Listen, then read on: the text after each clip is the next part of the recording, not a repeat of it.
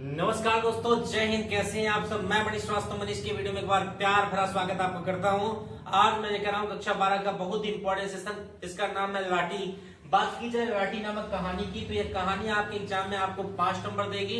ये लाठी नाम की कहानी में लाठी कौन है और उसके साथ क्या क्या हुआ, ये घटनाओं के बारे में आपको एग्जाम में लिखना पड़ेगा। तो अगर आपने आज की वीडियो को अच्छे से देखा ना, तो मैं गारंटी देता हूं कि आपको समझ में तो आएगा ही आएगा, साथ ही साथ आपके 5 नंबर कहीं नहीं जाएंगे। तो बिना देर किए आइए शुरू करते हैं पहले सेशन को। जैसा कि आप देख पा रहे होंगे, यूपी बोर्ड परीक्षा 2026 की अगर आप तैयारी कर रहे हैं, कक्षा 12 के छात्र हैं, चाहे आप साइंस साइड से हो चाहे आप आर्ट साइड से हो, लाठी नामक कहानी जो है ये पूरा आप 10 मिनट अगर आपने दे दिया अपने जीवन का, तो एक बार में ही सुनकर याद हो जाएगा। इसकी गारंटी मेरी है। अगर एक बार आपने वीडियो को देखा और सुना तो गारंटी मेरी है कि हाँ, ये वीडियो देखने के बाद आपको ये कहानी याद हो जाएगी। तो चलिए बिना देर किए शुरू करते हैं आज का प्यारा सेशन। जैसा कि आप देख सकते हैं, कहानी की पहली मोटी पिक्चर आपके सामने है। लाठी नामक कहानी की लेखिका शिवानी जी हैं। लेखिका का मतलब होता है, आप समझ सकते हैं, स्त्री, और लेखक का मतलब होता है पुरुष।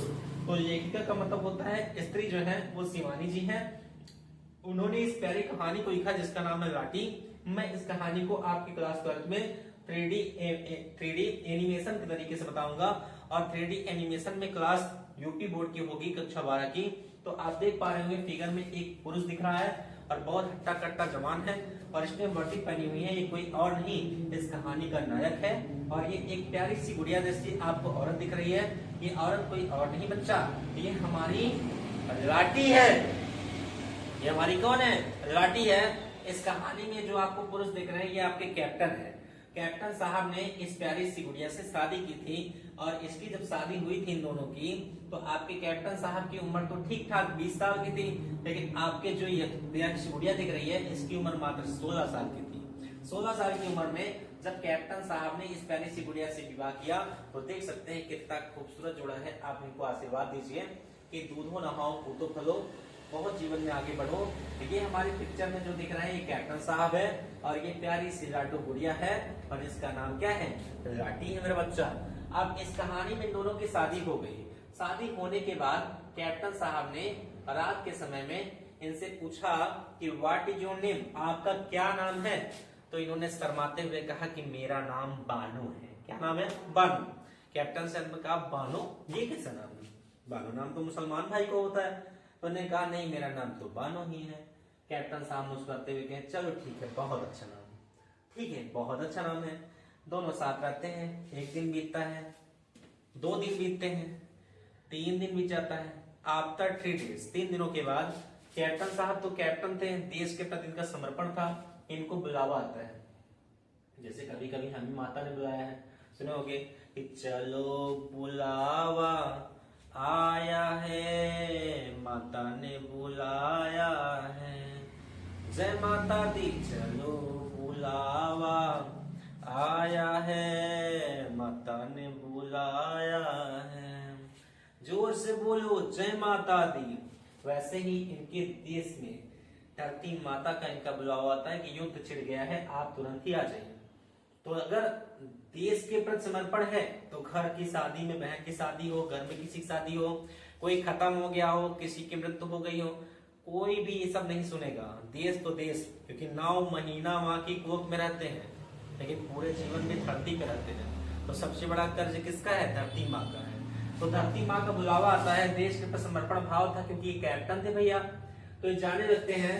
तो एक प्यारी सी गुड़िया जैसे कि देख पा रहे होंगे, आंखों में आंसू लिए इनके पास खड़ी होती है, कहती है कि चिट्ठी न कोई संदेश, जाने वा कौन सा देश, जहां तुम चले गए, हाँ जहां तुम चले गए। और ऐसा ही होता है। ये चुपचाप इनके माथे पे यानी फोरहेड पे एक प्यारा सा चुम्बन देते हैं, प्यार का, स्नेह का, कि आप अपना ख्याल रखना, मैं जा रहा हूं। और इतना कहने के बाद कैप्टन साहब चल देते हैं अपने मातृभूमि के फर्ज को निभाने के लिए। हाथों में बंदूक, एक नया जोश, जुनून, वही ताकत, देश के प्रति समर्पण, आगे की ओर बढ़ते हैं। सुना होगा गाना आपने कि धीर तुम बढ़े चलो, वीर तुम बढ़े चलो, धीर तुम बढ़े चलो, वीर तुम बढ़े चलो, तो ऐसे ही धीरे वीर के साथ ये बढ़ते जाते हैं। 2 सालों तक इनको छुट्टी नहीं मिलती। देश के प्रति समर्पण था। और इधर प्यारी सी आपकी लाटी, जिसका वास्तविक नाम बानो था, इसके साथ बहुत ही बुरा बर्ताव होता था। नौकरानियों की तरह ट्रीटमेंट होता था। इसकी सास बहुत बुरा बर्ताव करती थी। इनकी जो जेठानी दोनों थी ये बड़ा बुरा बर्ताव करती थी। लेकिन तब पर भी संस्कार बहुत बड़ी चीज है बच्चे। आपने सुना होगा कि लोग कहते हैं कि डोली पिता के घर से उड़ती है और अर्थी ससुराल से उड़ती है। उसी संस्कृति उसी संस्कार में पली बड़ी थी हमारी लाडो बानो बच्चा, और हमारी बानो उसी संस्कारों में पली थी। कष्टों को सहती गई, कष्टों को सहती गई, कष्टों को सहती गई। लोग कह के यही बेचते हैं क्या कि जाओ बेटी ससुराल ही आपका सब कुछ है। माता के घर से तुम्हारी डोली उठ रही है, लेकिन अर्थी उठेगी तुम्हारी ससुराल से। अब वही तुम्हारे माता पिता हैं। जाओ बेटी अपने माता पिता का ख्याल रखो। इसी संस्कार में वह जी रही थी। इतने कष्टों को सहने के बाद भी वह कुछ नहीं बोलती थी। उसके ससुर जी देख सकते हैं, उसकी सास जी देख सकते हैं, उसके साथ कितना बुरा बर्ताव करते थे। बहुत भारी भरकम उसको काम देते थे। छोटी सी गुड़िया 16 साल की लड़की, इतना काम देते थे, इतना काम देते थे, इतना ताना मारते थे उसको ना कि वो रो रो करके अपने दुखों को किसी को बता नहीं सकती थी। कभी कभी उसको इतना खाना वाना बनवाते थे ना, बेचारी को बर्तन बनवाते थे, किसी को जवाब नहीं दे पाती थी, चुपचाप रोती थी, घुटन महसूस करती थी, फिर काम पे जाती थी। तो उसको एक बीमारी हो गई जिसका नाम था टीबी। और टीबी बीमारी होने पर उसे सेनेटोरियम हॉस्पिटल में भर्ती किया गया। सेनेटोरियम एक ऐसा हॉस्पिटल है जहां पर लोगों को भर्ती किया जाता है जब उनके बच्चे को कोई चांस नहीं होती। और जब उसको वहां भर्ती कर देते हैं ना, तो सास उसको देखने जाती है ना ससुर, उसे कोई देखने नहीं जाता, वहीं पड़ी रहती है बेचारी।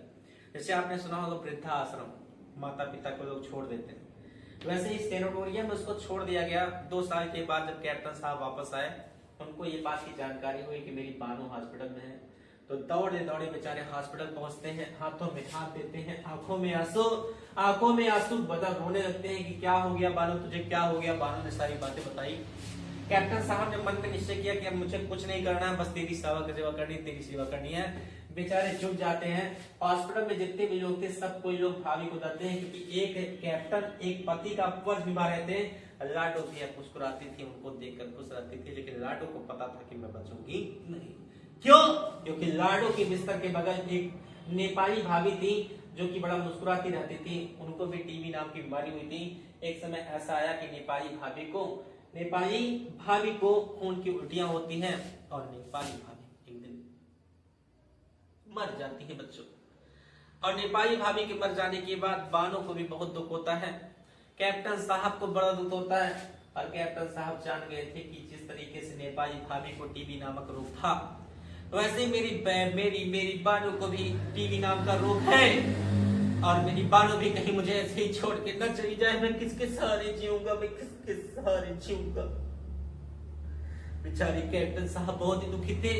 उन्होंने कहा बानो चलो हम लोग कहीं दूसरे जगह चलते हैं, रूम लेके रहते हैं। बानो समझ गई कि मेरे पति को मेरा दुख देख करके रहा नहीं जा रहा है, वो कुछ भी कर सकते हैं मेरे लिए, लेकिन मैं अपने पति को दुखी स्थिति नहीं छोड़ूंगी। एक रात की बात है, उसी हॉस्पिटल में कैप्टन साहब और उनकी प्यारी पत्नी बानो लेटे हुए थे। रात तो बीत गई। सुबह जब कैप्टन साहब ने आंख खोला तो देखा कि बिस्तर पर बानो नहीं। वो चारों तरफ घूमते हैं, ढूंढते हैं, लेकिन बानो का कहीं पता नहीं था, क्योंकि बानो ने नदी में कूद करके आत्महत्या कर लिया था, क्योंकि वो अपने पति को थोड़ा भी कष्ट देना नहीं चाहती थी। अब जब ये बात पता चलती है कि बानो की साड़ी नदी के किनारे मिली है, तो कैप्टन साहब भी इस बात को मान लेते हैं कि मेरी पत्नी बानो मुझे दुखी नहीं देखना चाहती थी, इसलिए उसने अपने आप को मार दिया। अपने आप को मारने का मतलब सुसाइड कर लिया, आत्महत्या कर लिया। काफी दुखी होते हैं कैप्टन साहब। समय बीतता है, धीरे धीरे समय बीतता है। समय की नजाकत को समझते हुए, समय बहुत बड़ी चीज है दोस्त, समय की कद्र करो। समय का आइसक्रीम की तरह है, जो खाएगा वो पछताएगा, जो नहीं खाएगा वो पछताएगा। एक आइसक्रीम इस हाथ में पकड़ो, एक हाथ आइसक्रीम इस हाथ में। अगर आइसक्रीम को ऐसे खाते रहोगे तो आइसक्रीम का स्वाद आएगा, एक में लेके खड़े रहो पिघल जाएगा। तो भगवान ने समय सबको बराबर दिया है, अब उसका उपयोग करना है या ऐसे ही उसका यूज नहीं करना है, बर्बाद करना है, डिपेंड आप भी करता है। समय बदला, कैप्टन साहब अब मेजर बन गए। क्या बन गए? मेजर। उन्होंने अपनी एक दूसरी शादी की प्रभा नाम की औरत से। इसके 3 बेबी थे, 2 बेटा था और 1 बेटी थे। परिवार बहुत ही खुश था, बड़े प्रसन्न था। मेजर साहब अपनी पत्नी से कहते हैं कि चलो नैनीताल घुमाते हैं। पत्नी प्यारी और वह खुद ब खुद अपनी कार से नैनीताल घूमने निकलते हैं। और नैनीताल जब घूमने निकलते हैं तो एक चाय की टपरी पर, चाय की दुकान पर रुकते हैं चाय पीने के लिए। तभी इनकी निगाह यहाँ पे टकरा जाती है एक औरत से।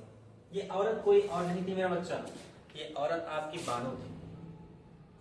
कैप्टन साहब देखते हैं बानो को और देखते ही रह जाते हैं, लेकिन वह प्रभा के सामने कुछ नहीं बोलते। तभी देखते हैं कि एक वैष्णवी समूह का आता है। उस वैष्णवी समूह में बानो भी पीले वस्त्र पहनी थी, अर्थात ये साध्वी का देश धारण थी। इस बूढ़े आदमी से बानो मेजर ने पूछा कि यह कौन है। तो बूढ़े आदमी ने इनका इंट्रोडक्शन दिया कि हमारे जो गुरु जी हैं, इस लड़की को नदी के किनारे पाए थे। इस लड़की की याददाश्त जा चुकी है और इसकी जीप कर चुकी है, ये कुछ बोल पाती नहीं। प्यार से हम इसे लाठी कहते हैं, प्यार से इसे हम लाठी कहते हैं। कैप्टन की आंखें भर आई करे तो क्या करे, मेजर की आंखें भर आई करे तो क्या करे, क्योंकि सामने उसकी लाठी खड़ी थी और लाठी को वो पहचान गए थे, लाठी उसको पहचान नहीं पा रही थी क्योंकि याददाश्त जा चुकी थी। कैप्टन आंखें फाड़ फाड़ करके अपनी बानों को देख रहा है, पर करे तो क्या करे। एक और देखोगे बच्चों तो कैप्टन का प्रेजेंट खड़ा हुआ है, एक तरफ कैप्टन का पास्ट खड़ा हुआ है। अगर कैप्टन अपने पास्ट की ओर जाएगा तो 4 जिंदगी बर्बाद करेगा, 3 बच्चे उसके हैं, 1 बीवी उसकी है प्रभा। और कैप्टन अगर अपने प्रेजेंट की ओर जाएगा तो एक बानू नाम की प्यारी सी 16 साल की लड़की, जिसने अपने पूरे जीवन को बर्बाद कर दिया। हमारे मेजर के परिवार के साथ अंततः कभी कभी ऐसा होता है कि हम फैसला लेते समय बहुत कतराते हैं। मेजर ने यह निश्चय किया कि मैं अपने वर्तमान में जीऊंगा। वैष्णवी का समूह लाठी को लेकर के चला जाता है और कैप्टन रोते रह जाते हैं। उनके पैरों तले, पैर के तले मिट्टी खसक जाती है, जमीन खसक जाती है, बहुत रोते हैं, तकलीफ बहुत होती है, लेकिन वो प्रभा को बता नहीं पाते कि ये मेरी बानो है, ये मेरी बानो। इतनी मार्मिक घटना थी, इतनी मार्मिक घटना थी जो कि यहाँ पे समाप्त हो गई लाठी नामक कहानी मेरा बच्चा। तो ये प्यारी सी स्टोरी जो कि आपको देख पा रहे होंगे, बड़ी मेहनत लगती है इसको बनाने में, थोड़ा सा नहीं पढ़ के बहुत मेहनत लगती है, ताकि एक एक फिगर से, एक एक चीज से अपने बच्चों को समझा सके, कुछ नई चीजों को दे सके, ताकि जीवन में हमारे बच्चे आगे बढ़ सके। जैसा कि आप देख पा रहे होंगे, ये प्यारी स्टोरी खत्म हो गई है। मैं मनीष श्रीवास्तव, मनीष की वीडियो में आपका हार्दिक स्वागत करता हूँ। अगर वीडियो तनिक भी अच्छा लगा हो तो ज्यादा से ज्यादा वीडियो को शेयर करिए, लाइक करना नहीं भूलिएगा और कमेंट करके बताइए वीडियो का कौन सा पार्ट आपको बहुत अच्छा लगा। यदि चैनल पे नए हैं तो चैनल को सब्सक्राइब करना नहीं भूलेंगे। मिलते हैं नेक्स्ट वीडियो में, तब तक के लिए धन्यवाद। जय हिंद, जय भारत।